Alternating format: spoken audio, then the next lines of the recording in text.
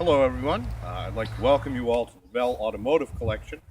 My name is Andrew, and I'm going to be giving you a tour of this armored personnel carrier right here. This is United States Halftrack. It's about 70 years old. Now, like I said, my name is Andrew, and the tour is going to be pretty simple, only about 10-15 minutes long. We're going to be walking around the Halftrack now. You're going to get a chance to look inside. Maybe after the tour, the more adventurous of you, we can head up on inside, but as you're going to see, it's pretty cramped, kind of difficult to get into. So for the purposes of our tour right now, we're just going to be sticking to the outside. So this Halftrack, what's it kind of look like? Yeah, okay, so a tank. I've heard truck, a couple different things. You're both right in a way. This is really designed to give you the best of both worlds in a tank and a truck. Because if you look at the side, if you haven't noticed already, we've got wheels and tracks. So it's really the best of both worlds. Now, this was an armored personnel carrier, as I mentioned, dating about 70 years old. So this was designed during the Second World War. And this was used, well, some militaries are still using it today, but by the United States, they were using it all the way into Korea, in the Korean conflict of the 1950s. But the heyday was really the 1940s. And as you're going to see, it does a lot of different things. Now, as we take a look at it, I mentioned it is the best of the wheels and the tracks. What are some advantages of each? So obviously with wheels, you'll notice when we take a look at the inside, you can come on up and take a look inside, that the front compartment here, the crew compartment, looks just like a truck. That really, because it is. This was built by the White Truck Company. There were a number of companies, including International Harvester, Diamond T, and Autocar, that were making these Halftracks. About 50,000 were produced during the war of all the different variants. And as you notice, it's used a lot of truck components. It's great because you got tons left over lying around. Easy to manufacture, fast. When you're in a country mobilizing for war quite quickly, you want to do it as quickly as possible and efficiently as possible. So things like the steering wheels, they're leftover truck steering wheels. A big advantage of that, it doesn't take any specialized training. If you can imagine a tank, there's lots of gears, levers, very cramped. This looks just like a kind of goofy looking truck, so it's very easy to learn to drive. But what's the problem with trucks? You can imagine when you have a war, there always aren't a lot of nice paved roads. A lot of times you'll have mud, you have trenches, obstacles. And that's where these guys come in right here, the tracks.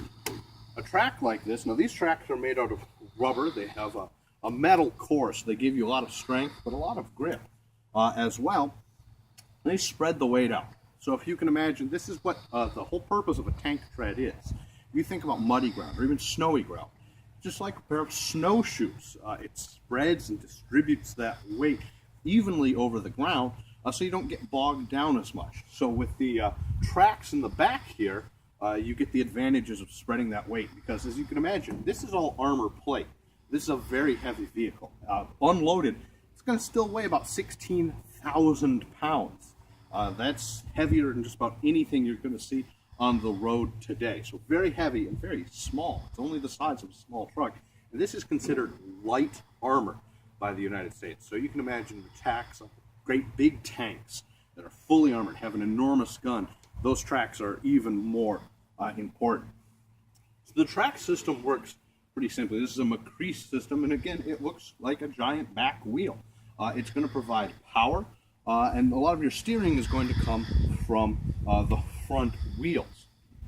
So you can see these bogey wheels will take all of the weight and spread that out over the track, which functions like a giant rubber band stretched around and snapped on to this entire system. Now, if we take a look at the back, we can get a look at the inside of the vehicle. Because it's basically like a great big box behind a truck cab. Now, as I mentioned, these were an armored personnel carrier. It's pretty simple to figure out when you look at the words. It's a personnel carrier, and it happens to have armor. This will stop small arms, rifle rounds, pistol rounds. That'll bounce off that. Once you get into bigger guns, it gets a little bit more dangerous, but it doesn't really matter what kind of vehicle you're in if you get hit by a big enough bullet. But it's a personnel carrier, and it's really a jack of all trades. A vehicle like this can do lots of different things. There's a couple of theories and ideas behind half-track design in the Second World War. Anybody know another country that designed half-tracks? No? Well, how about if you think about one of our biggest enemies in the 1940s, Germany. Germany in the 30s started using the same kind of idea of the half-tracks. It's actually one of the major reasons the United States use it. We figured if the Germans were doing it, must be a pretty good idea. So the German half-tracks varied a little bit. They're much more specialized. They had dozens and dozens and dozens of variants of the half-track, each one for a very specific task. There were radio half-tracks and half-tracks that pulled guns. There were half-tracks that carried soldiers. There were half-tracks that launched rockets. There were half-tracks that had mortars and big guns. There were even half-tracks that were dedicated to having spotlights in the back of them. American half-tracks, they took a bit of a different route because there's only about a half-dozen variety of these. They all conform to their jack of all trades. They can do almost all of the things that the Germans half-track did, but with one simple configuration like this. So you can see the inside can hold soldiers. Can you see this right here? What does this look like? Yeah, so this is going to be used for towing things. This could tow a trailer. This could tow a great big anti-tank gun. This could tow just about anything you want, really. If a small Jeep or something stuck in the mud, you can pull them out very easily. So they're towing equipment. They've got men inside. Now, you'll notice we've got these seats in the back here. We also have up in the center one of the things that's missing from this restoration, because this is original half-track, by the way. This is restored by John DeBell over the course of about 3 years, and the setup you see here is nearly complete. The one thing that it is missing is a radio that would be up near the center.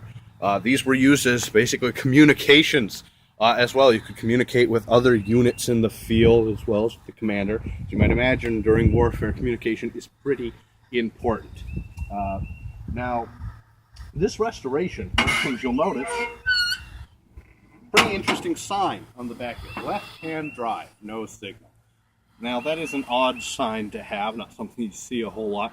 And the real reason for that, as I mentioned, this restoration was done from 2000 on. And when restoring a military vehicle, it's very important to pick a date because they're constantly upgraded in the field. They're going modification after modification. And the the specific date that this one is designed for is January 6th of 1944, which happens to be John's birthday. And so I figured it was a good date as any. So what's going on in 1944? We've got the invasion of Normandy, kind of one of those very famous things. We all think of Saving Private Ryan. But in January, this is 6 months to the day before that, January 6th. And so you have half-tracks like this waiting in England. These were used all over the world. And in England, of course, they drive on the other side of the road. So this is helpful as they're driving around these English roads to English motorists, letting them know that the guy is sitting on the other side of the vehicle.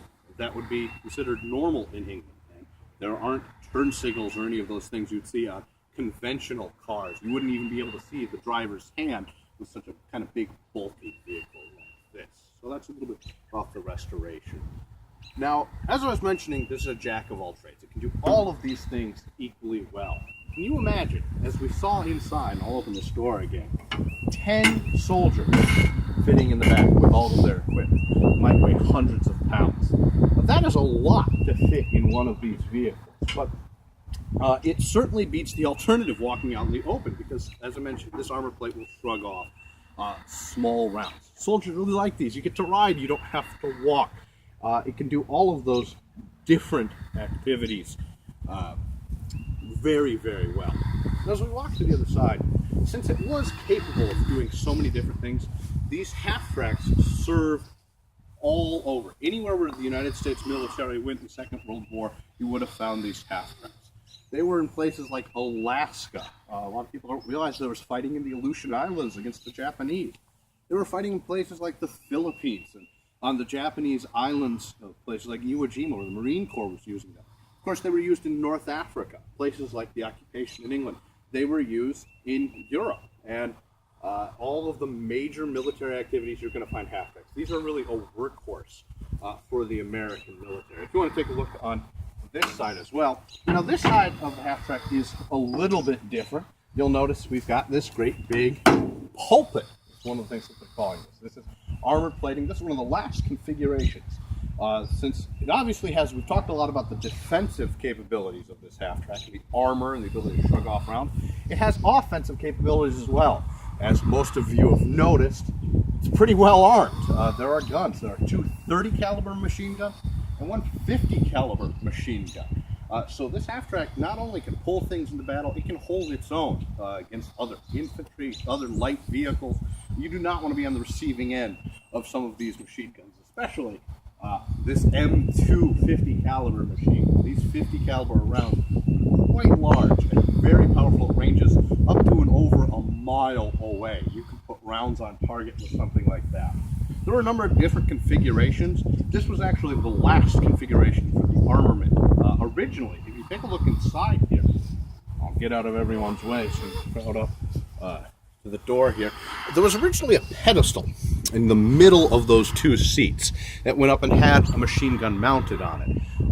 It didn't work very well. It didn't really give the range of motion that they wanted a machine gun. You want to be able to point that in any direction. You never know where the enemy is coming from. Eventually, they put a rail around the entire inside of the half-track.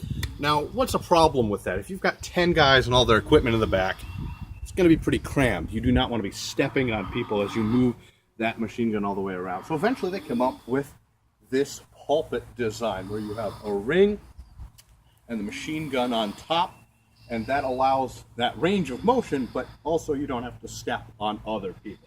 So pretty convenient to have. Now, the ultimate fate of these half-tracks, certainly used in the Second World War, Korea. By that point, the United States considered them obsolete. Now, not everybody had such high military ambitions as the United States. These were given to countries like the Netherlands. They were given to countries like Belgium, these small nations in Europe that were looking to really supplement their forces after the Second World War. Now, a lot of those countries actually sold these to Israel. Believe it or not, as I mentioned before, some of these half-tracks are still in military service today. Just not where you'd think. They wound up in the Middle East after Israel was done with them. They'd sell them to places like Lebanon and Syria with the ongoing fighting in Syria. If you watch CNN closely enough, every once in a while you'll see one of these still drive by. That's how great it is. They're easy to maintain, get the parts for. It's just a typical truck engine from the 1940s. It doesn't require any specialized parts. The hardest thing to find is tracks. In fact, these are new tracks. These were made in Israel a couple of decades ago. That's one of the few things not original to the undercarriage here or the front. Now, all of this rear armor plate has been restored. Any of these half-tracks that were left in the United States typically had the rear armor removed since it weighed so much, and they were turned into utility vehicles.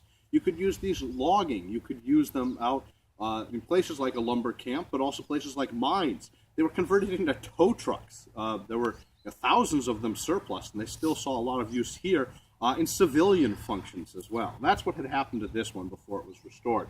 Unfortunately, the tracks had worn down so much that they started to come undone, became a little unsafe, and so these new Israeli tracks that were built for the ones still in military configurations were put on just a couple of years ago. So we've kind of made our way back around to the front of the half-track.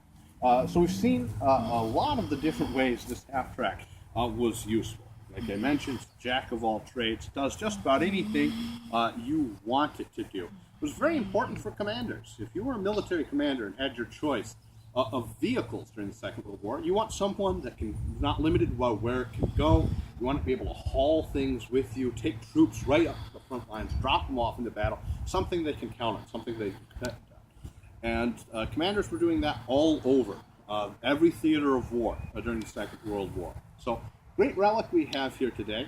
Now, I'd like to kind of wrap things up, thanking all of you for coming on the tour. Now, as I mentioned before, we can actually get up inside and explore a little bit afterwards. But if any of you do have any questions, again, my name is Andrew, and I want to thank all of you for coming along and checking out this military machine today. Thanks for coming out.